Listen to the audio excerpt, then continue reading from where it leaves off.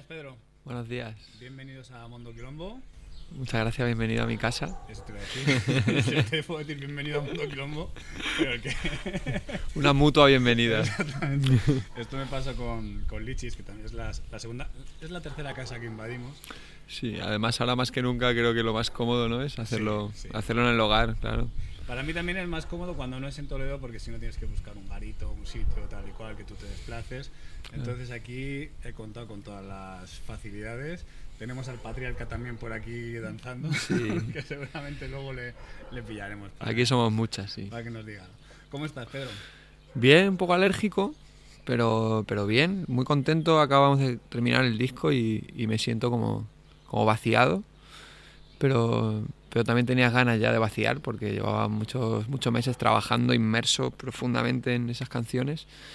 Y es un proceso en el que nosotros nos metemos hasta el fondo y cuando terminamos pues uno siente una ligereza que hace falta también de vez en cuando sentirse así de ligero. Es el bajonazo ese que le da uno cuando ha estado, ¿no?, en todo lo alto y se puede relajar un Sí, poco. pero es ese bajonazo que es rico, ¿no? Porque uno puede estar en todo lo alto y luego sentirse muy vacío y muy triste y muy deprimido por ello, o puede como sentirse alegre de haber resuelto, ¿no?, lo que tenía que resolver. ¿Y cómo te ha quedado? ¿Cómo lo has visto?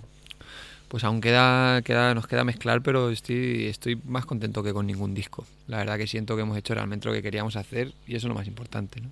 Pero esto se dice siempre también, ¿no? Sí, claro que se dice siempre, por supuesto, porque además es que yo creo que cada disco se vive con esa... Yo cada disco lo vivo con esa ilusión y realmente, o sea, tú grabas cada disco como si fuera el primero y el último que Es grabas, como un ¿no? viaje nuevo, ¿no? Como un país nuevo o algo así, ¿no? Totalmente. Pero es verdad que con perspectiva uno va ganando criterio. Yo creo que eso es algo que en la música se va trabajando y se va ganando inevitablemente. Entonces yo me acuerdo cuando grababa mi primero o mi segundo disco y ahora pienso en este, que ya es el cuarto, y como uno, pues el aprendizaje se va posando. Cada disco va otorgando un aprendizaje que se posa y que luego puedes una herramienta que puedes utilizar en el siguiente, ¿no? Entonces es verdad que yo creo que es sencillo quedarse cada vez más contento con lo que uno hace porque uno tiene ya un bagaje previo que le permite saber, sobre todo saber qué es lo que a uno le gusta y qué es lo que no, que al principio es lo más difícil. Yo me acuerdo de mi primer disco, no tenía ni idea de lo que me gustaba y lo que no, y si había algo que se intuía que no me gustaba o que sí, no sabía expresarlo. Entonces era muy difícil, ¿no? Como tomar el timón o hablar con tu productor y decirle... Sobre todo el momento de llegar al productor y decirle lo que quieres decir, pues, y no saber ni utilizar las palabras Claro, adecuadas. quiero esto o no quiero esto. Entonces yo creo que cada vez nos vamos, yo cada vez me voy sintiendo más cómodo en los procesos de grabación y este ha sido un disco cómodo, cosa que no han sido los discos anteriores en ningún caso, ¿no? Vulnerable fue un disco absolutamente precioso, lo grabamos además con Diego Galaz, que fue increíble, pero no fue como... O sea, hubo tensión, hubo mucho bloqueo. Ha habido de todo porque siempre hay momentos difíciles, pero ha sido un disco divertido. O sea, nos hemos reído muchísimo grabando este disco, o sea, y eso va a estar reflejado ahí. Yo solo he grabado 2 discos y en ninguno de los 2 lo he disfrutado, nunca. Ya. Además, bueno, yo creo que yo ya me he retirado de grabar más ni por medidas, por cosas que si luego sale la conversación, pero a mí me costaba mogollón disfrutar de ese proceso. O sea, estás tan abierto en canal, tan no sé qué, tan creyendo que vas a tomar la decisión correcta o incorrecta, pensando en tantas cosas, diciendo, bueno, igual si le damos un poquito aquí más de estribillo, quizás si nos... Pero no, Sí. joder, me estoy vendiendo, no, venga, ¿sabes? Estás un poquito ahí. Este sí lo has disfrutado, entonces. O sea, yo creo que es inevitable no sufrir en un proceso de grabación porque realmente además es cuando uno le pone todo, o sea, le pone todo su cuerpo, le pone todo su cuerpo entero ahí, toda su mente, toda su musicalidad y uno quiere hacer lo mejor, ¿no? O sea, que tú vas a grabar un disco que sabes que eso va a quedar ahí para los restos y quieres que eso sea algo mejor aún, ¿no? Pero yo creo que es... O sea, yo creo que lo más hermoso o poderoso de este proceso es asumirse uno con sus limitaciones. Yo creo que pasa por ahí, ¿no? Es decir, obviamente yo cada disco lo que más hago es aprender, porque ayer lo escribía en un post, yo no he estudiado en ninguna academia. Entonces yo cada vez que grabo un disco, para mí eso es ir a la escuela, porque yo tengo que pegarme un trabajazo musical, que de ahí aprendo música, ¿no? Entonces yo creo que más allá de querer autorrealizarse y aprender más, hay que conocerse un poco y decir, bueno, puedo llegar hasta aquí, ¿no? Mi voz puede llegar hasta aquí. forzarlo un poquito para seguir aprendiendo, pero asumir cuáles son las limitaciones de uno para no estar frustrado en el estudio diciendo es que quiero cantar esto y no sé hacerlo, o es que esta canción, quiero tocar esta canción así de sabrosa y no sé hacerlo. Entonces, pues, manejar ahí los límites un poco, ser consciente de los límites para sentirte cómodo y disfrutarlo. Es que de verdad que, o sea, yo he descubierto que se puede disfrutar un disco, ¿no? Y es algo que yo creo que todos los músicos y la música del mundo deberían saber, porque yo hasta ahora no lo sabía, ¿sabes? Además lo dices tú ya, al ser el cuarto, una de las cosas que estás comentando, que es un tema que me molaría sacar bastantes veces aquí, o una y hacerlo bien, es todo el tema de la frustración, ¿no? Cómo los artistas, bueno, las personas en general, pero los artistas en concreto, cómo se tiende a la frustración continua, hagas lo que hagas, ¿no? Si te ha quedado así porque te ha quedado así, si te ha quedado asado porque te ha quedado asado, Sí. si he vendido más que la otra vez, si he vendido menos, si me han llamado de más sitios, si me han llamado de menos, ¿no? ¿Cómo vives tú todo ese proceso de frustración?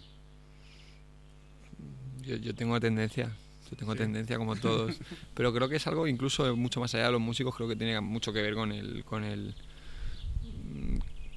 mundo que nos ha tocado vivir, o sea, con el sistema que nos ha tocado vivir, ¿no? Creo que hay una exigencia todo el rato externa, ¿no? Que al final acaba convirtiéndose en una autoexigencia bastante insana, ¿no? Porque yo creo que la autoexigencia es bastante positiva, pero en este caso es muy insana, porque realmente se espera, el mundo, digamos, espera de cada ser, de nosotros, pero no del músico, de todos, que cumplamos con unos requisitos que realmente son imposibles que los cumplamos, ¿no? Entonces al final eso es un pozo sin fondo, la frustración es un pozo sin fondo porque realmente es imposible que contentemos a todas las personas que están alrededor, que nos contentemos a nosotras mismas teniendo en cuenta todas las expectativas que volcamos sobre nuestros actos, ¿sabes? Y entonces al fin y al cabo es contraproducente porque es bastante antinatural, ¿eh? O sea, nos aleja bastante de la fuerza de la creatividad, ¿no? De la espontaneidad, ¿no? Te va envenenando, ¿no? El generar todo el rato expectativas digamos que nos coloca en una carretera bastante estrecha y nos limita muchísimo de todo lo que podría ser esa ancha vereda, ¿no? Porque al fin y al cabo para crear deberíamos estar habitar muchísimo más el presente, ¿no? Y el presente tiene bastante poco que ver con las expectativas. Entonces, bueno, ahí trabajo que hacer, yo tengo el mío bastante, porque me frustro mucho.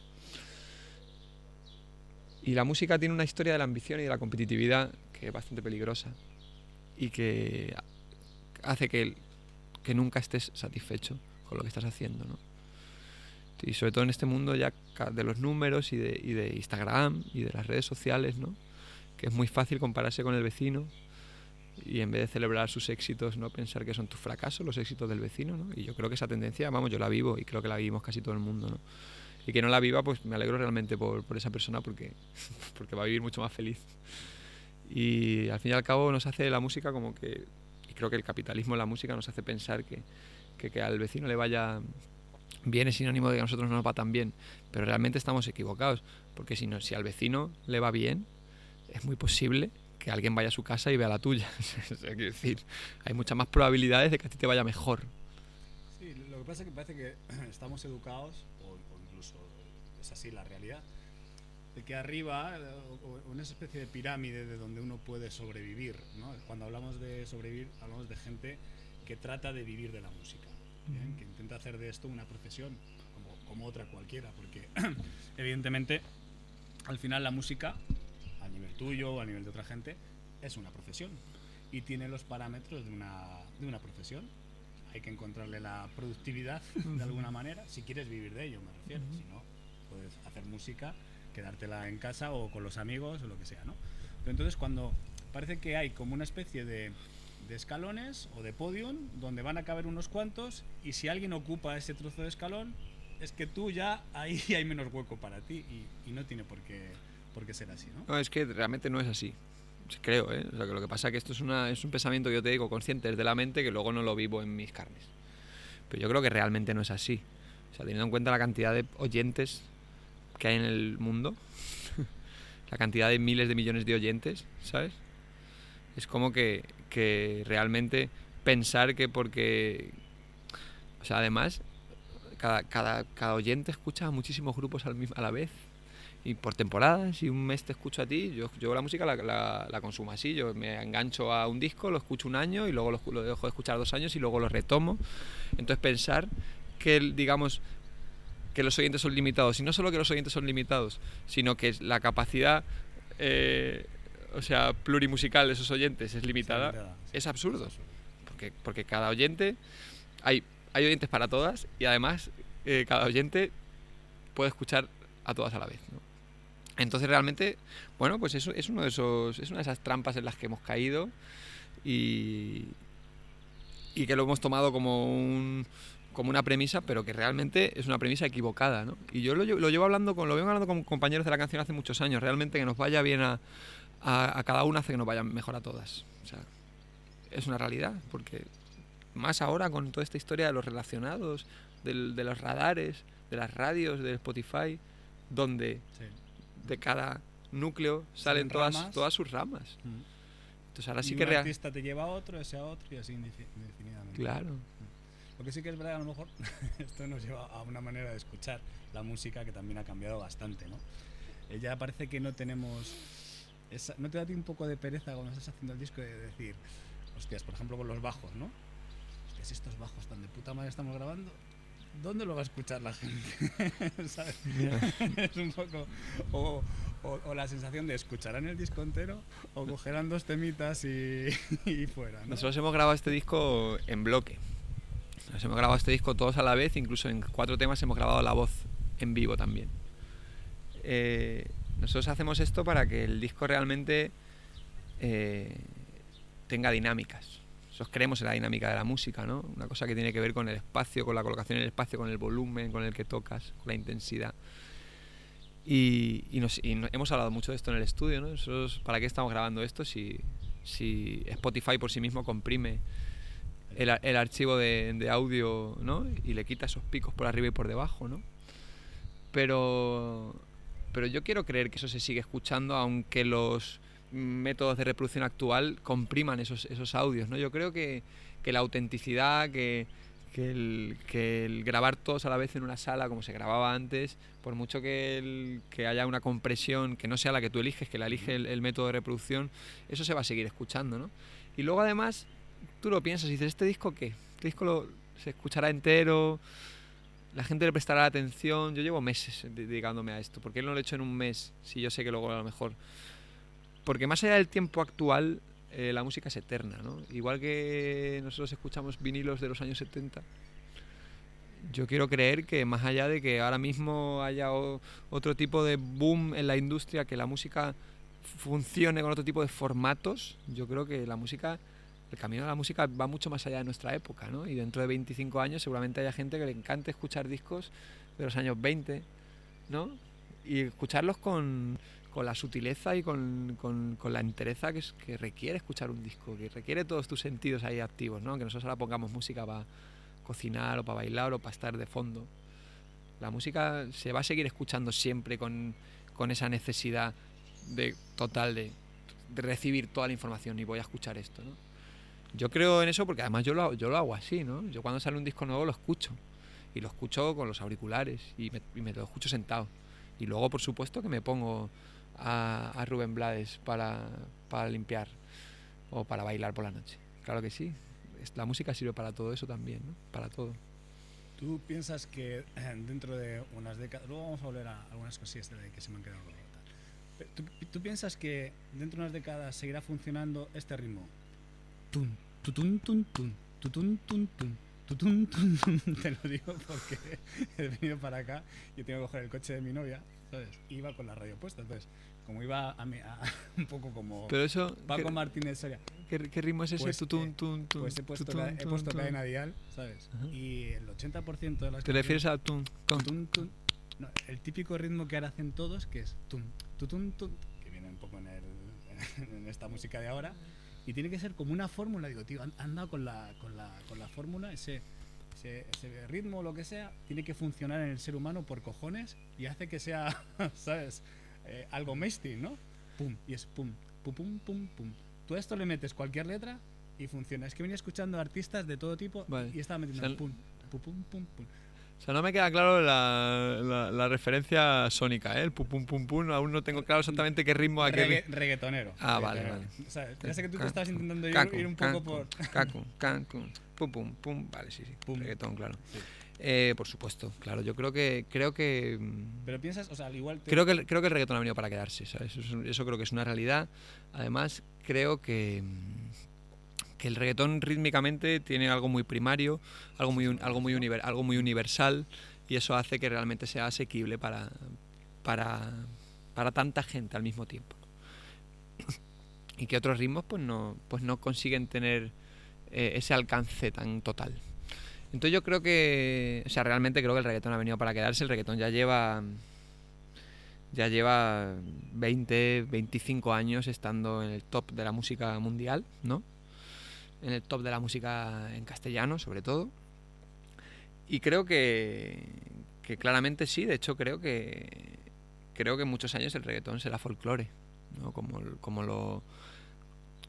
ha pasado con tantas vanguardias, ¿no? Aunque nos parezca menos vanguardista el reggaetón que otras cosas, al fin y al cabo es una vanguardia, no deja de serlo, es algo que llega, una transformación, un mestizaje de otros ritmos que se convierten, que se asientan, algo que sucede primero en los barrios pobres, en la gente con menos recursos, como casi todos los folclores, ¿no? Y ha tenido, bueno, pues supongo que ha tenido también la suerte, porque esas cosas también tienen bastante que ver con algo cósmico, de calar profundamente en la sociedad, ¿no? Y luego de tener todo el apoyo de la industria musical, que lo hace que suene una y otra vez y que obligatoriamente tengas que escucharlo, porque el reggaetón es una obligación, ¿no? Entonces yo creo que sí, que realmente el reggaetón ha venido para quedarse. Y yo lo que creo realmente es que el ritmo del reggaetón, o sea, a mí me gusta el ritmo del reggaetón, de una vez, a mí además me encanta bailar, y lo que creo que podemos hacer es hacer las siguientes generaciones evolucionar con nuestro contexto social, ¿no? Porque el contexto social evoluciona y va hacia otros puertos, y evolucionar con él y llevar la tradición a la par que va el barco del pensamiento colectivo, ¿no? Entonces yo creo que deberíamos abandonar la misoginia en el reggaetón, y no solo la misoginia, sino la violencia gratuita, el gangsterismo, ¿no? Aunque sea su seña de identidad, porque es su seña de identidad, ¿eh?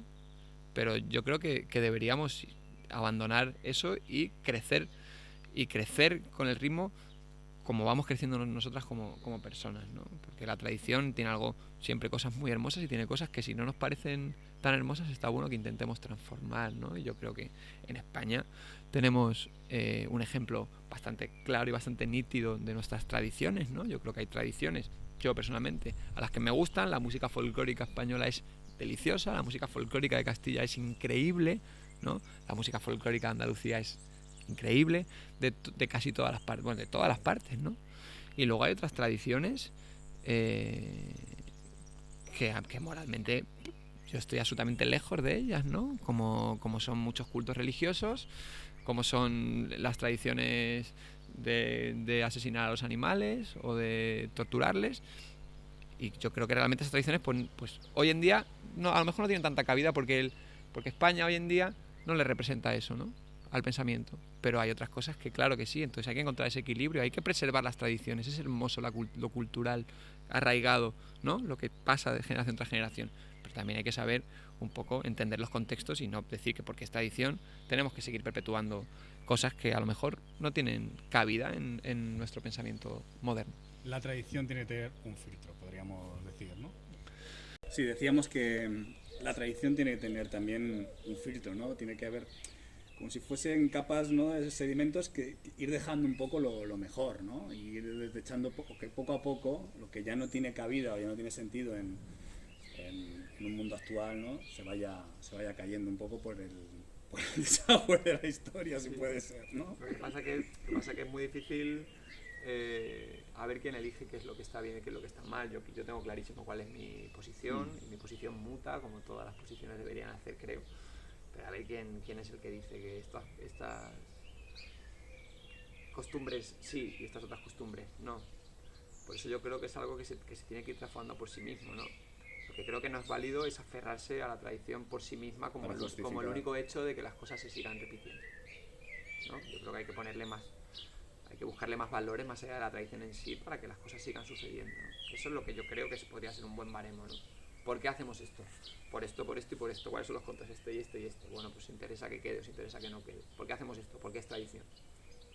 Pues hombre, igual creo que no es una respuesta suficientemente Sí, no es el comodín que argumental para que realmente eso sea algo que se siga perpetuando, ¿no? Porque, bueno, porque las sociedades mutan y creo que es algo absolutamente valioso, y más en un país como el nuestro, en el que hemos sido un puerto infinito de migrantes, de civilizaciones desde hace tantos siglos, y en los que hemos tenido culturas tan diversas, tanto predominantes como convivientes, ¿no? Pues ahora no vayamos a hablar aquí del único modo de pensar, ¿no? Del único modo de vivir, cuando hemos sido una tierra absolutamente multicultural desde siempre, desde antes de ser España, ¿no? Mucho antes de ser España. Es que estamos volviendo un poco a cerrarnos en vez de a abrirnos culturalmente.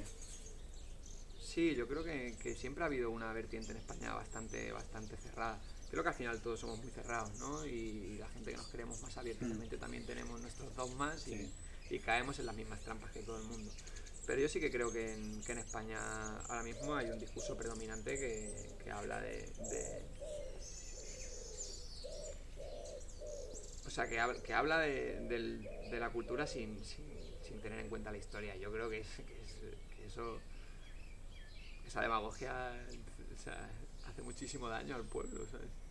Porque realmente yo creo que no hay nada como entender de dónde venimos para entender quiénes somos y hacia dónde no queremos volver a ir, ¿no? Entonces, bueno, yo es que tengo otro concepto de la patria muy distinto al que creo que es al que se utiliza. Yo no creo en España, la verdad. Yo no creo en España, yo creo en los seres humanos que conviven a mi alrededor. Yo creo en mi barrio, por supuesto que sí, ¿sabes? Pero yo no creo, ¿no? Yo no creo en los límites fronterizos imaginarios que hacen que una cosa sea mía y no tuya. Yo creo que eso es de las mayores mentiras de la humanidad, de la historia de la humanidad, ¿sabes? Y creo que realmente es un discurso que al final te hace daño a ti mismo, porque te estás encerrando y no te estás dejando empaparte de todo lo demás. Si hay algo hermoso en el ser humano es la diversidad, eso sí que estoy seguro, y es algo muy difícil de entender. Y a las personas que son diferentes a nosotras las tratamos como diferentes, y eso es un error. Y eso lo hago yo, yo lo hago también, aunque tenga un discurso pro diverso. Pero creo que la diversidad es lo único que nos puede salvar a la especie humana del atolladero en el que nos estamos metiendo. Pero sí es verdad que yo creo que es algo antropológico, igual que hablamos de ese ritmo, hay algo ahí que en el ser humano te hace bailar, o sea, es algo que funciona, ¿no? Por muy abiertos que queramos ser de mente, yo creo que siempre hay ese punto, ¿no? De que a los que crees que son más como tú, tienes como más empatía, ¿no? Es algo, por ejemplo, si decimos que se ha caído un autobús, no quiera, en Cuenca, y que han fallecido X personas, ¿por qué nos duele menos si ese autobús se ha caído en Copenhague? Claro. Pero es así, ¿no? Sí, pero bueno, también yo creo que tiene mucho que ver con algo antropológico, ¿no? Con el instinto de la comunidad y lo que cada cual entiende como comunidad. Y yo creo que eso es inevitable, ¿no? Y porque si el que piensa parecido a ti enferma, te pones triste, y el que piensa diferente enferma, te alegras, ¿no? Pero yo creo... O sea, es muy difícil hablar de tolerancia y de empatía en estos tiempos de tanta intolerancia y de tanta violencia. Tanta violencia, o sea. Y de tanta violencia panfletaria que estamos viviendo, ¿sabes? Entonces es realmente difícil porque el instinto básico es como responder violentamente a lo que te violenta, ¿no? Y yo creo que incluso hay algo hasta antropológicamente sano en hacer eso, ¿no? Uh-huh. Pero yo es que realmente creo que eso no nos va a salvar, ¿sabes? O sea, no sé si algo nos puede salvar. Yo parto de esa base que está la cosa un poco difícil, pero creo que de las pocas vías, de las pocas soluciones que hay, creo que tienen que ver con empatizar con el vecino que piensa diferente a ti. En esta calle somos varios vecinos, la mayoría pensamos igual, y hay unos pocos que piensan diferente, ¿no? Entonces yo creo que en vez de criminalizar a esos que piensan diferente, o sea, la única solución es intentar entender por qué ellos piensan diferente y respetarles en su pensamiento, poniendo límites. Creo que poner límites es algo que deberíamos aprender a hacer más a menudo, sobre todo con las cosas que nos atañen y que nos violentan y que nos hieren. Además, creo que todos lo hacemos equivocadamente, que es cuando alguien piensa diferente a nosotros, lo que hacemos es, en vez de intentar abrirle una puerta de que llegue a entenderte, lo que hacemos es actuar con cierta reacción, ¿no? Y ponernos más firmes todavía, lo que genera en la postura del contrario más firmeza, y lo que hacemos es que cada vez estamos como más con la bufanda puesta, ¿no? O sea que un poco la idea de este programa, no sé si lo conseguiremos o no, es que por aquí vaya pasando gente muy muy diferente, con ideas y pensamientos y conceptos de la vida muy diferentes. Bueno, da igual, cuando traigas a quien traigas, te dicen, oye, el programa es una mierda, que solo traes a no sé qué, tal y cual, ¿no? Pero la idea es que, y es acojonante como hay gente que pensando en las antípodas de lo que puedo pensar yo, dices, coño, ahí me estás dando, ¿sabes? O te hace reflexionar, ¿no? Incluso juntar gente que piense completamente diferente, ¿sabes? Y no sé si conoces, el programa tiene Rufián, el de Esquerra, tiene un programa que se llama La Fábrica. Ya sabemos cuál es un poco el estereotipo de Rufián. Pues quien vea ese programa rompería muchos estereotipos, ¿no? O sea, y es un tío que es capaz de llevar a su programa a gente de Vox, a gente... Y van. Claro. Yo creo que por ahí es por donde tiene que andar un poco la idea, ¿no? O sea, yo creo o sea, creo fervientemente que, por supuestísimo, que lo que nos une es infinitamente más, tiene más espacio que lo que nos separa, infinitamente. Porque al fin y al cabo, la mayoría de las veces lo que estamos haciendo es repetir discursos que no son ni siquiera Eso propios es. y que nos están alejando, pero que no hay realmente un pararse a mirarse, a pensar, a reflexionar, a empatizar o a entender. Simplemente digamos que estamos repitiendo patrones establecidos y que los arrastramos generación tras generación. Entonces yo sí que creo realmente que no sé, yo hace 5 años era mucho menos intolerante de lo que soy ahora. Ahora sigo siendo bastante intolerante a ciertas cosas, ¿no? Y cosas que me gustaría transformar, pero yo sé que puedo convivir con mis vecinos que pisan diferente. Y yo sé que puedo convivir con ellos realmente, y que no hace falta que esté todo el día a palos, ¿no? Pero obviamente hay que ser consciente que en el discurso de la tolerancia, que yo por ejemplo creo que tengo, hay ciertos peligros, ¿no? Por eso creo que hay que aprender a poner límites, porque la historia nos ha enseñado que si uno solo espera a que las cosas se solucionen por sí mismas, pueden llegar a partes muy trágicas y muy oscuras de la historia, ¿no? Bueno, vamos a intentar ser optimistas y esperemos que esto vaya mejorando, ¿no? Sí, no queda otra ya. Pedro, me interesa mucho de ti, tío. Este programa lo ven mogollón de músicos, ¿sabes? Y es un poco el target más grande que tenemos, ¿no? Yo creo, fíjate, es que a veces tengo dudas. Tú a mí me conociste físicamente este verano en el Barty, cuando viniste a tocar, que por cierto hiciste un bolazo. O sea, yo no había escuchado mucho tu música y era incapaz de estar poniendo cervezas ahí y no estar, ¿sabes? Estuvo fíjate lo que digo, fue de los días más bonitos, te puedo decir que ha sido de los días más bonitos que he tenido desde la pandemia hasta aquí, el día de tu bolo. Ver esa gente de pie en su mesita, que no se nos fue de las manos. Fue muy protocolario. Pero sí. Ahí se generó algo, había una emoción, no sé si la palabra es amor, tío, ¿sabes? Pero había un algo ahí, hostia, yo estuve muchas noches ahí, y tú notas, como dices tú, cuándo se generan esas cosas y cuándo no se generan, ¿no?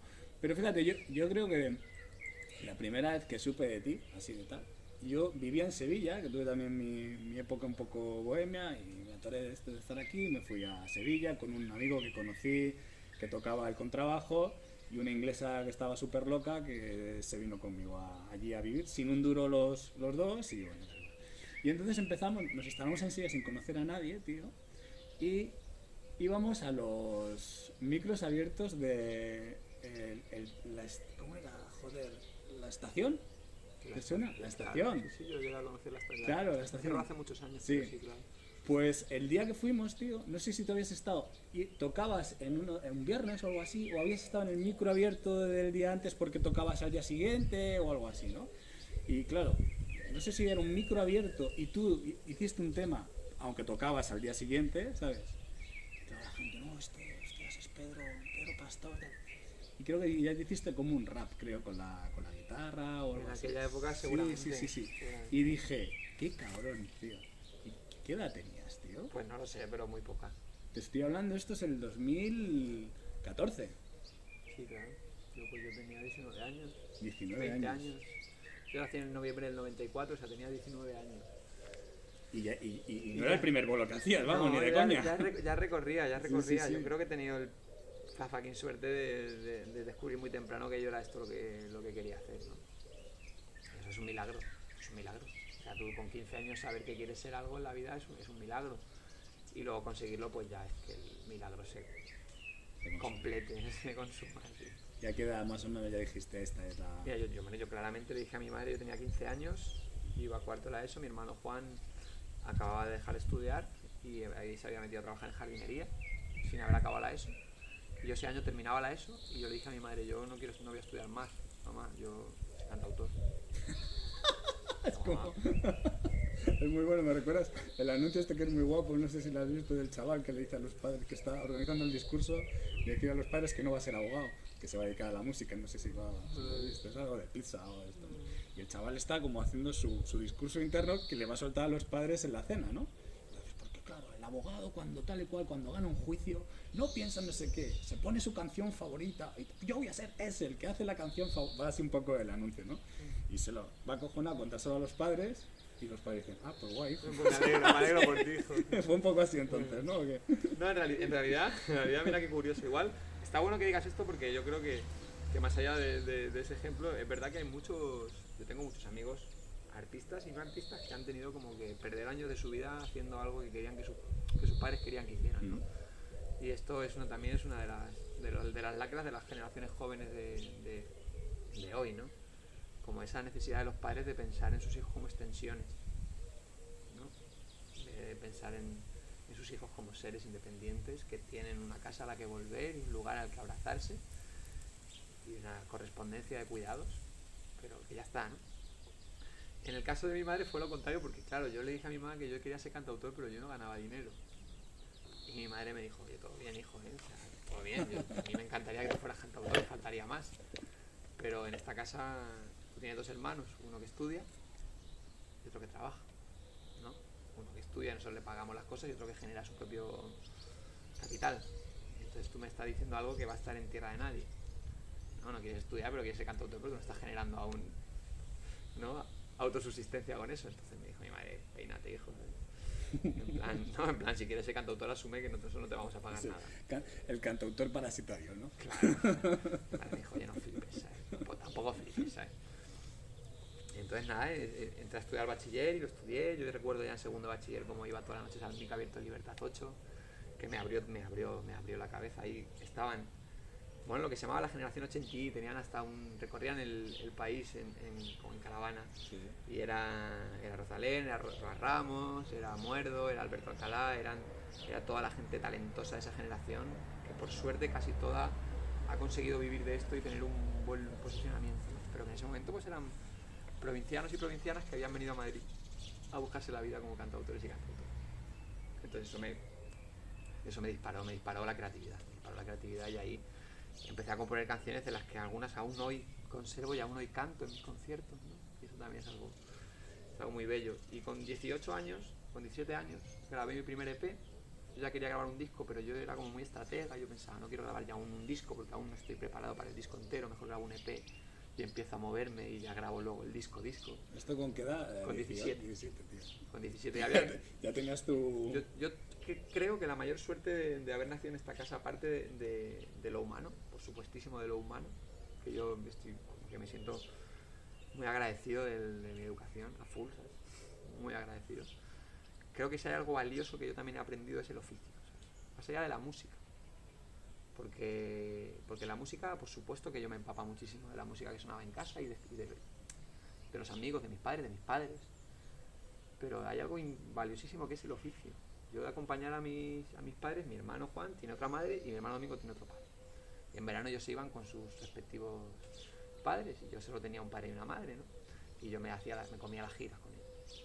Y yo lo que más he aprendido es el oficio, entender lo que es el oficio del cantautor. Porque alguien no tiene por qué saberlo. Tú haces música, quieres ser músico, no tienes ni idea de cómo funciona, qué es la vida de un músico, qué es el trabajo, cuál es el oficio. El oficio. Entonces, claro, eso me ayuda muchísimo a la hora de tomar decisiones, ¿sabes? a la hora de decir, no quiero grabar aún mi disco porque aún no estoy preparado, y luego cuando grabe mi primer disco, pues no quiero fichar con estas multinacionales porque me están ofreciendo un contrato Claro. que me va a impedir vivir de la música en este mismo momento que yo vivo de vender mis maquetas por las esquinas de los pueblos, ¿sabes?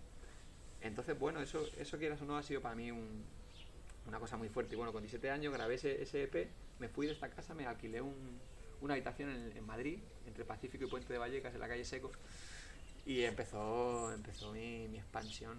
Y ahí fueron años, imagínate qué hermosura, ¿no? Un muchacho de 18 años, un muchacho de 18 años que recorría en BlaBlaCar todo el territorio con su guitarrita, peninsular, ¿no? Con su guitarrita, y cantaba y se quedaba en casa de la gente y vacilaba y hablaba de política en los bares hasta las 8 de la mañana, y se expandía y conocía su sexualidad, o sea, como que fueron muchas cosas muy de golpe, ¿no? Y claro, pues ahí ya si además le sale bien, como fue mi caso, yo trabajé mucho, yo hice muchos conciertos además muy precarios, por supuesto, porque no conocía a la gente. Y vendí muchas maquetillas en esos conciertos. Ese era mi método de subsistencia. Yo vendí 3.000 ejemplares de aquella maqueta, de aquel EP que saqué. Y creo que casi no he vendido tantos discos luego de ningún otro de los LPs, cuando ya se supone que me conocía la gente, porque, ¿me entiendes? Porque no remé tanto nunca más, ¿sabes? Porque es que eso fue una remada absoluta, ¿sabes?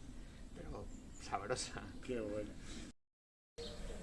Entonces, claramente, pues yo venía de otra cosa que tenía mucho más que ver con el pop. Había tenido ciertos acercamientos a la trova gracias a mi padre. Había estudiado mucho las canciones de Luis, de mi padre. Había estudiado mucho las canciones de Pedro, de mi tío, que fueron también un gran aprendizaje guitarrístico para mí. Era muy fanático de Jorge Drexler de la adolescencia, que también es un gran guitarrista. Y yo, bueno, Pedro Guerra, que por el que no lo sepa, tío, cuando habla de su tío es Pedro. Sí, es el hermano de mi madre, Pedro Guerra. Y bueno, pues de repente, pues yo me acuerdo perfectamente de viajar a América la primera vez. Y también inspirado un poco en Drexler hago Embuje y Captura, que es mi primer tema latinoamericano, que tiene que ver con un merenguito.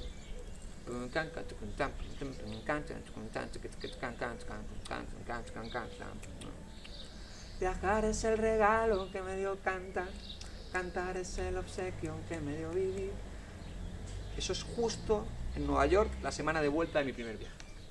2 meses después de haber visitado Colombia y un poquito Ecuador, pues estoy en Nueva York y yo estoy ahí después de haber escuchado tanta música de repente y de haber compartido, sobre todo, que yo creo que ese es mi método de aprendizaje más fuerte.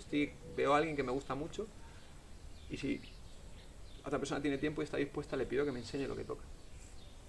Yo recuerdo, bueno, había un guitarrista que tocaba con Muerdo, colombiano, Camilo Guayler, de caribeño, costeño. Entonces él tocaba unos rifecitos ahí, pues,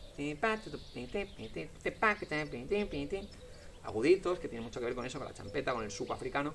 Y le dije, enséñame esto. Y yo me fui con esto y lo metí en mi canción nueva, y fue la primera canción sabrosísima que tuve, ¿no? En ese momento yo, claro, joder, me sentía súper poderoso de poder estar haciendo eso, ¿no? Y luego fui poco después a la Argentina, y entonces me metí en el folclore del interior, porque caí en Córdoba, en sitios, tuve mucha suerte y caí en lugares folclóricos donde había grandes encuentros, festivales y conciertos del folclore del interior de la Argentina. Entonces yo le cogí al muchacho y le dije, enséñame cómo tocas eso, ¿sabes? Claro que al fin y al cabo la chacarera pues es un 6x8 que no es, o sea, que no es, creo que no es tan complejo, ¿no? Aunque obviamente tiene sus complejidades y sus esquinas, ¿no? Tiene sus recovecos. Pero bueno, un 6x8 que nosotros no estamos tan acostumbrados a priori, porque aquí se consume mucho el 4. Y con unos chasquidos que tampoco estamos, unos golpes secos, sobre todo en los unos, que aquí no estamos acostumbrados a dar, aquí estamos muy acostumbrados a dar el 1. Y la mayoría de la música folclórica es el 1. No, se silencia. Se silencia. Tiene un golpe, tiene un chasquido, es una cosa percutiva, ¿no?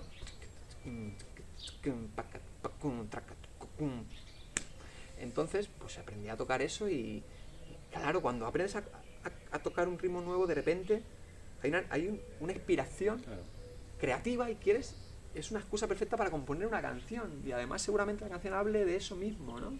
En Embuje y Captura hablaba del viaje, y mi primera chacarera, que no tiene la estructura de la chacarera métrica, pero tiene que ver con los pueblos originarios del norte de Argentina que había conocido. Entonces, claro, de repente es como, dame más, ¿sabes? Dame más y dame más, y nunca quieres dejar de aprender. Luego aprendes a tocar cumbia y quieres hacer una cumbia, y aprendes a tocar merengue y quieres hacer un merengue. O, por ejemplo, en mi caso el merengue, yo me he hecho fanático de Juan Luis Guerra los últimos años, de sus discos de los 90 que me parecen sabrosísimos. Y he querido hacer un merengue, y cuando lo he hecho en este disco que es nuevo que va a salir, yo no sabía tocarlo. Y Gustavo, mi productor, Gustavo Guerrero, venezolano, afincado en México, me ha enseñado a tocar el merengue, ¿sabes? Y sabes que he disfrutado, o sea, como disfruto de ahora mismo tocando merengue con el 4 venezolano, o sea, habrá algo más Es como rico para mí que tocar el merengue con el 4 venezolano. como si cambiase la guitarra ¿no? de estructura y todo, ¿no? O sea, esto se puede sacar de aquí, ¿no? Totalmente. Bueno, entonces, bueno, que es infinito, ¿no? Yo creo que los ritmos, eso es mi pasión y hay infinitud, ¿no? De acercamientos a ellos, y yo creo que me queda muchísimo camino, porque además en el folclore nunca se deja de aprender. Hostia, pero cómo se nota cuando un cantautor le da al ritmo. Claro, sí. Si ya somos cansautores, ¿no? Solo con la guitarrita, pim, pim, pim, pim. Claro, el que tú veas un cantautor que es capaz de hacer esos ritmos, o sea, es que todo lo que no tienes, que no puedes llevar, ¿sabes? Pues por lo menos ahí ya coges la percusión y de una manera... Me gusta, por ejemplo, también mucho Mr. Quilombo, cuando se pone, también tiene muy buena derecha. Eso otro concierto que flipé en el Barty, de verle esa mano derecha como él solo va cambiando con dinámicas y con ritmos. No, me parece mentira. Yo cuando te veo a ti, por ejemplo, bueno, si vas con Álvaro, de puta madre, porque Álvaro es un crack y entiende todo eso de una manera acojonante, ¿no? Pero con Álvaro y contigo, que está guay siempre la banda y tal, o pasa con Mr. Quilombo, con Rick, no echo de menos nada más, sinceramente. No echo de menos, hostia, no, aquí si entras un tal... Hombre, si entra guay. Claro. Pero se puede defender perfectamente, ¿sabes? Se puede defender. Hombre, yo creo que la historia de nuestro proyecto y de nuestros proyectos, como los que estamos nombrando, creo que tiene mucho que ver con la autosuficiencia. Con la necesidad de... Con la autosuficiencia. Claro, yo por ejemplo sí que noto un montón cuando no está la banda, porque imagínate, ¿no? Sobre todo por las frecuencias que nosotros no tenemos en nuestros timbres. El bajo y la batería tienen unas frecuencias que completan, además las frecuencias más graves, que son las que más entran por el pecho, las que más hacen moverte. Pero, y claro, que joder. Yo, o sea, a mí si por mí fuera yo haría todos los conciertos con banda, porque es energéticamente tocar 4 en vez de tocar 1, tocar 2, pues que no hay color, ¿no? Pero es muy curioso porque fíjate, el 4 por ejemplo se habla de que es casi un instrumento de percusión, ¿no? Y la guitarra tiene mucho eso también. O sea, la guitarra puede ser un instrumento de percusión, ¿no? O sea, tiene bastantes parámetros que tienen que ver con la percusión a la hora de ser tocada. Entonces, creo que es interesante también utilizarla desde ahí la guitarra, ¿no? Y sacarle el mayor partido. Hay algo muy curioso con las guitarras que a lo mejor no se tiene tanto en cuenta y es el sonido, ¿no? Obviamente nosotros sabemos mucho de la virtud del guitarrista, de la virtud, que toque muy rápido, de que puntee así, pero hay una cuestión que por ejemplo me interesa mucho lo que dice de Mr. Quilombo, porque creo que es un gran ejemplo, igual que el Kanka, que creo que es otro gran ejemplo, gente que tiene muy buen sonido en la guitarra, gente que toca limpio, pero, o sea, que no deja de tocar limpio, pero que tiene mucho volumen y que tiene muy buen tempo. Entonces eso hace que genere baile. ¿Qué pasa con el baile? La música del baile es una música que es, en realidad, muy constante, aunque tenga dinámicas. La dinámica es muy importante para el baile, bajarlo para que la gente se agache y subirlo para que la gente crezca, pero que rítmicamente la música del baile empieza y termina, pues eso, el reggaetón, hablábamos de eso, el reggaetón es... Ya has metido la base, ya has metido el veneno... Desde el principio hasta el final, ¿no? Pero pasa con casi toda la música bailable. Entonces es muy importante para que solo con una guitarra seas capaz de generar ganas o necesidad de movimiento que tiene que ver con lo sónico, con el sonido, no tiene tanto que ver con el virtuosismo, no tiene tanto que ver con nada más que con el sonido, ¿no? Entonces eso es algo que se estudia también, ¿eh? Pero que no se tiene tanto en cuenta a priori. Podríamos decir, Pedro, que el virtuosismo apela a los no sé si decirte, estados un poquito más elevados y el ritmo a lo más primitivo. ¿Podría ir por ahí la cosa? Pues yo creo que, claro, o sea, creo que sí, creo que sí, lo que has dicho sí, ¿no? Porque, bueno, y eso es así, ¿no? Hay músicas que están dirigidas o que acoge un sector de la población que tiene mucho más que ver con lo mental, ¿no? Con lo formativo, con lo intelectual. Y las músicas pues más tribales pues claro que apelan mucho más a lo pobre, ¿no? O sea que al fin y al cabo pues lingüísticamente a ver qué significa pobre y qué no, es que ese es el truco, ¿no? También del lenguaje y del daño del lenguaje, ¿no? Pero sí, claro que sí, lo más... Pero es que eso también es virtud, eso es puro virtuosismo para mí, yo lo entiendo, eso es la virtud del baile, o sea, la virtud de la danza, ¿no? Y yo nunca he estado en África, es algo que tengo muchas ganas de hacer, ¿no? Pero bueno, ellos conocen ritmos que nosotros jamás nos podríamos imaginar, ¿no? Y eso es puro virtuosismo, ¿no? Tú ves pues no sé, yo qué sé, da igual, la música de Ghana y de repente dices, esta gente es virtuosísima, ¿no? Y dista bastante de virtuosismo que entendemos en Europa. Tiene muchísimo más que ver con las horas que las echan en tu cuarto Pase. Con las horas que las echan en tu cuarto ahí el instrumento castigado, ¿no? Bueno. Mira, por aquí pasa el patriarca. cambiando de tercio, también te digo que venía escuchando en una emisora de estas mainstream, ¿no? Bueno, ahora le decimos mainstream, en mi época le decíamos comercial. Se usa mucho la palabra mainstream. Pero bueno. Sí, los anglicismos están ganando mucho terreno, ¿no? Y entonces ha habido una especie, tío, digo, esto se lo tengo que soltar en la entrevista. Ha habido una especie como de iba flipando, como una especie de consultorio, ¿no? Y entonces dice, bueno, hoy tenemos a Marieta tal y cual, y entonces la historia era que Marieta había mirado el móvil de su novio y había descubierto que su novio se estaba acostando con otra persona. Pero ellos tenían un pacto de relación abierta, pero siempre y cuando él o ella se contasen que habían estado con otras personas. O sea, tendrían que confesar que habían estado con otra persona, ¿no? Entonces, no sé por dónde vas. Por eso. El gran dilema que se estaba planteando ahí a las 11 según venía era si Marieta tenía un problema, dos problemas. Uno, que cuando viniese su chico de casa, ella ya sabía que la había engañado porque lo había visto, la había espiado el WhatsApp, lo había visto, ¿no? Entonces, cuando entrase su chico, le tenía que preguntar si había estado con una chica. Entonces, el chico tenía las opciones, o decir la verdad o mentir. Entonces, si decía la verdad, el problema pasaba a Marieta. O sea, si el chaval decía, pues sí, se me olvidó decírtelo, pero me ha acostado con otra persona, ¿no? Claro. Pero si el chaval... Entonces, el problema tendría... Normalmente se dice que el problema, si miente, lo tendría el chaval porque estaba mintiendo y tal, pero que Marieta también tendría otro problema, que es cómo le confesaría que se ha metido en su WhatsApp. Y entonces le consultaban a una experta para ver cómo saldría Marieta de esa situación. Me gusta porque además creo que se abre un campo de posibilidades interesantes. Sí. Sobre todo que teniendo en cuenta que ¿quién ha traicionado a quién? O sea, se han traicionado a sí mismos. Se han traicionado las dos a sí mismas por querer llevar una relación abierta y no hacerlo desde la comunicación. O sea, quiero decir, eso es así. O sea, yo creo que hay que ser responsables. De verdad, te lo digo de verdad. Yo creo que es...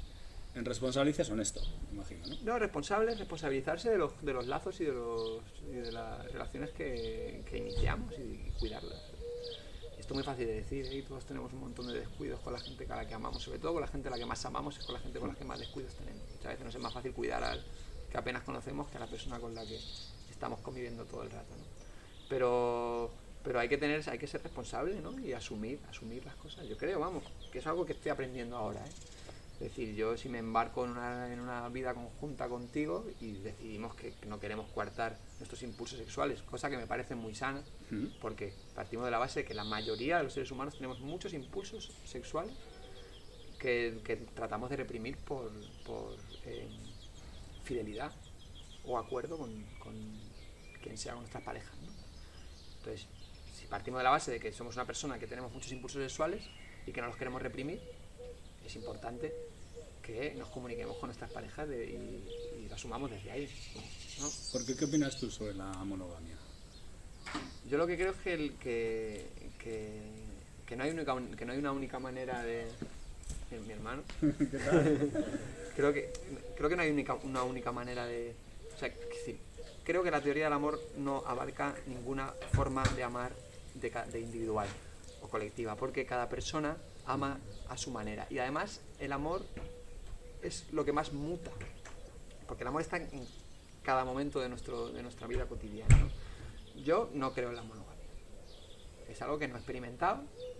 Yo desde que soy adolescente pues he tenido la suerte de tener acceso a información y lo he intentado. Mis primeras relaciones fueron un fraude porque se nos olvidaban los cuidados, ¿no? Primábamos el libertinaje y se nos olvidaban los cuidados. Yo hace algunos años que tuve una relación y yo creo que lo más difícil es cuidarse, a cuidar a otra persona y cuidarte a ti mismo sin perder la autonomía y la independencia hermosa que es vivir y ser un ser completo, ¿no? Yo quiero hacer esto y es lo que quiero hacer y tengo que pelear por lo que yo quiero hacer, pero tengo que entender que si yo asumo vivir mi vida compartida contigo, tenemos que tenernos en cuenta mutuamente y cuidarnos y respetarnos, ¿no? Pero sin abandonarnos. Y eso es lo más difícil.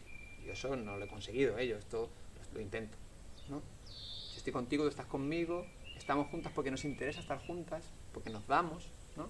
Porque nos recogemos, porque nos divertimos, pero a la vez eso yo no quiero que eso a mí me reste mi capacidad autónoma de ser humano, independiente, individual, que puede hacer lo que quiera hacer, ¿no? Y que tiene que intentar ser lo más libre posible para ser lo más feliz que pueda. Y entonces claramente surgen conflictos porque yo quiero hacer esto, tú no quieres que yo haga esto, tú quieres hacer esto y yo no quiero que tú hagas esto. Entonces tenemos que comunicarnos, ¿vale? Si hay que decirlo o no, cada pareja sabrá. Yo con mi compañera, pues cuando nos preguntamos tenemos que decir la verdad.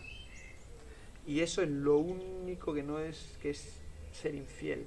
Para mí la única infidelidad que hay es la mentira, el engaño. Que la ocultación todavía es ocultación, pero la mentira. Yo te pregunto esto porque quiero saber. Oye, ¿qué pasó ayer? ¿Qué hiciste ayer? Porque quedaste con tu amigo y pasó algo. Porque quedaste con tu amiga, pasó algo. Porque los celos también conviven en ti, aunque tengas ese pensamiento, conviven, o sea... Yo soy celoso. Por eso, tienes que autogestionar ese sentimiento, ¿no? Yo soy muy celoso, soy una persona muy celosa, de toda mi vida. Y no celosa con mis parejas, que ya, también, sino celosa con mi... Celoso del amor. No, pero y con mis amigos, y celoso porque amor en general. porque tú no me has llamado a mí, las llamo a él y a mí no me habéis invitado, entonces yo me pongo celoso, eso pasa mucho, ¿no? Pero creo que los celos que más he trabajado son los del amor, cosa que tampoco es tan buena porque las amistades son igual de importantes que las parejas. Pero yo desde adolescente he trabajado los celos en el amor. Y yo no me pongo ninguna medalla, porque yo sigo teniendo mis problemas y a mí cada vez que mi compa me cuenta que se ha acostado con alguien, pues yo tengo que gestionármelo, ¿no? Pero yo creo que ya es un paso de valentía asumir que soy capaz de gestionar eso y que no quiero renunciar al amor de una persona porque esa persona quiera querer a más personas al mismo tiempo que a mí, porque además realmente a mí me dedica mucho tiempo, ¿no? Ya suficiente me dedica, ¿no? Aunque siempre te va a parecer poco, porque siempre nos parece que las personas nos cuidan menos de lo que en realidad nos cuidan, que nos cuidan muchísimo más de lo que pensamos, que nuestra egolatría nos deja creer. Pero claro, yo soy celoso y yo tengo que trabajar mis celos. O decido, no tengo por qué, decido trabajar mis celos. Y creo que es algo muy valioso que no quiero perder, ¿no? Sentir que puedo estar con una persona y amarla y compartir y convivir con ella y tenerla en cuenta y tenerla presente y a la vez, bueno, poder expandirme como ser humano, pero no solo sexualmente, porque al final siempre todo se enfoca en los genitales, es decir, además nos molesta solo si hay genitales de por medio, ¿no? Si es solo un besito no pasa nada. Penetración. Sí, claro, es verdad. Entonces es como, no, o sea, mucho más allá de eso, yo quiero poder ser autónomo y si quiero irme solo a este lugar, tengo que ser capaz de poder comunicar, pero ya es difícil. Y a mí me cuesta, hace poco me ha costado y no lo he hecho bien. Me quiero ir a este lugar y me quiero ir yo solo. Y ya está. Entonces pues la otra persona me dice, pues yo no quiero que te vayas, yo quiero ir contigo, y hay que llegar a acuerdos, pero sobre todo lo único que hay que hacer es comunicarse. Y ser capaz de romper los rollos y ser capaz de hablar. Comunicarse y cuidar. Me quedo con esos dos verbos. Y cuidarse. Vamos a seguir, yo estaría ahí tela. Pero, ¿por qué no? No, pero bueno, la putada esta, me encanta. Rompiendo un poquito. A veces hago esta pregunta. Son las 3 de la mañana, las 4, las 5, bueno, y sales de un fiestón y te acabas de dar cuenta que ibas tan... ¿Un qué, perdón? Un fiestón, lo que había antes. Lo de antes. Y bueno, y llevas un cadáver en el maletero. O sea, no sabes lo que has hecho, pero llevas un cadáver en el maletero. ¿A quién llamarías en esa situación? Para ayudarte a enterrarlo directamente, porque ya no tiene otra solución. Qué susto, ¿no? ¿A quién llamarías? A la Lara, clarísimamente, vamos, sin ninguna duda. ¿A tu pareja? A mi compa. A tu compa. Sin ninguna duda, es que sin lugar a dudas, ¿sabes? Seríamos los mejores cómplices enterrando un cadáver. Vale, tiene que dar rellena la pala también, ¿eh? Eso tiene que coincidir. Sin problema. Mira, ahí la tenemos, la pala. Ah, vale.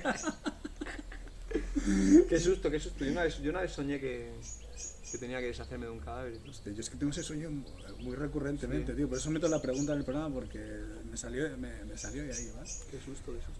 Y nada, Dice a la policía, ¿te imaginas? No, tío. Eso es lo último. ¿Qué cosas te hacen más o menos no llorar, pero qué cosas te hacen así sufrir o te duelen especialmente?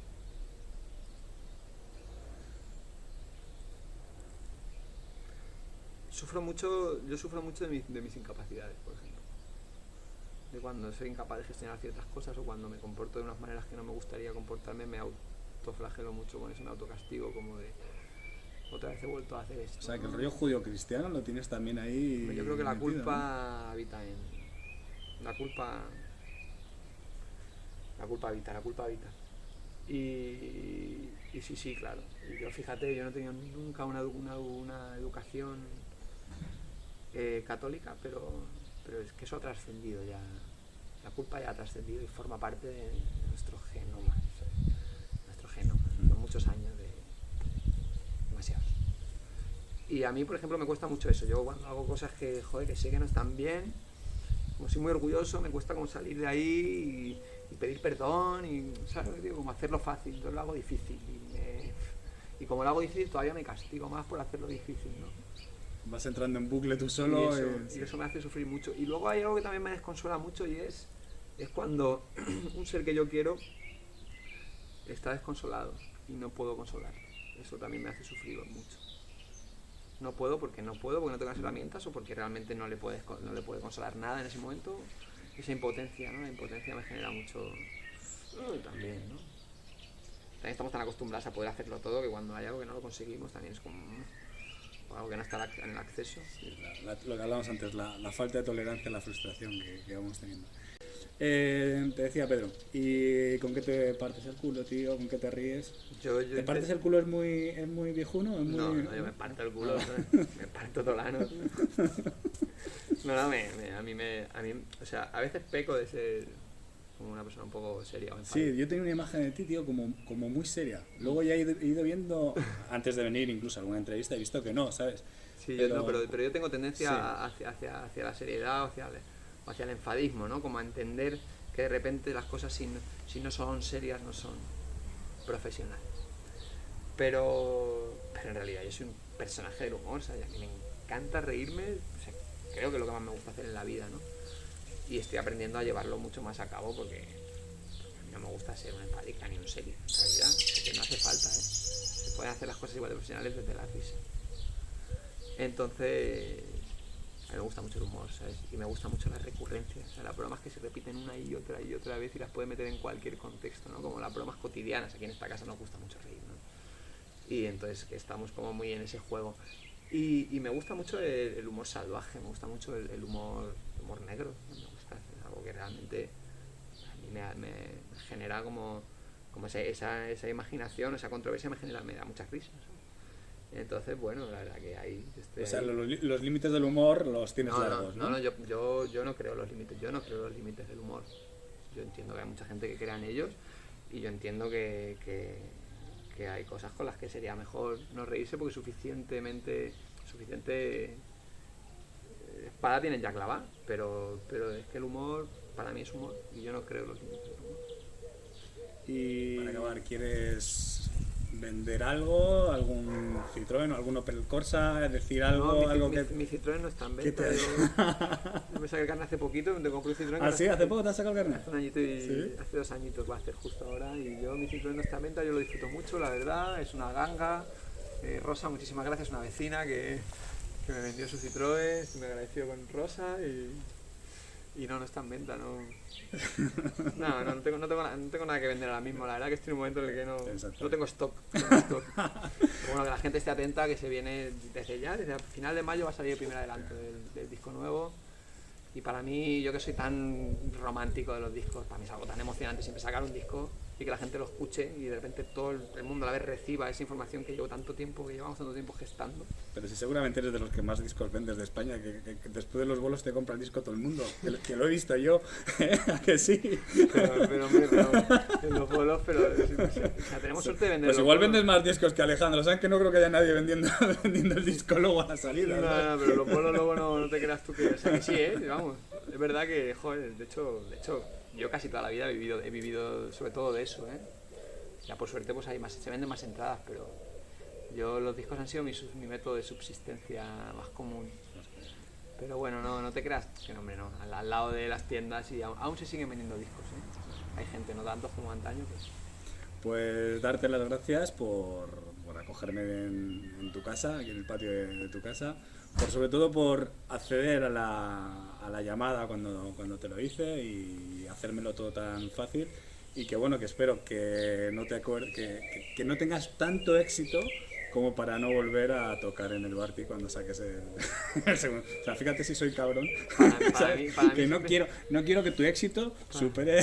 Para mí siempre será un placer, siempre y cuando bueno, pues la gente quepa. Ahí te va Era sincero, era un tipo sincero, decía como yo. O sea, yo estoy encantado hasta el día que venda más, que entonces ya no iré más. Bueno, la verdad que para la próxima esperemos que ya los podamos juntar un poquito más y cabrán más. ¿Vale? Sí, yo creo que ya todo el deseo de que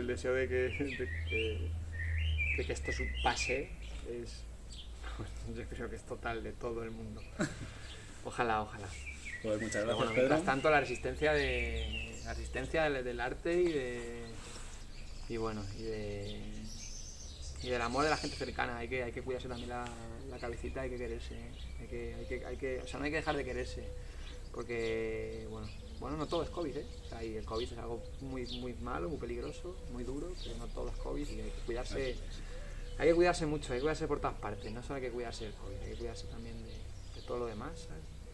Y hay que sentirse querido y querer, porque, joder, no somos seres muy sociales y ya suficiente, poca sociabilidad estamos teniendo, ¿no? Pues cada uno que haga lo que pueda y lo que quiera. Pues mira, no ha vendido el Opel Corsa, pero sí nos dejas este recado. Hay que quererse. Hay que quererse, hay que cuidarse también, hay que cuidarse también el corazón, ¿sabes? Y la mente, también. Y el COVID también, por supuesto. Cuídate, Pedro. Gracias. A gustísimo, ¿eh? ¿Sí?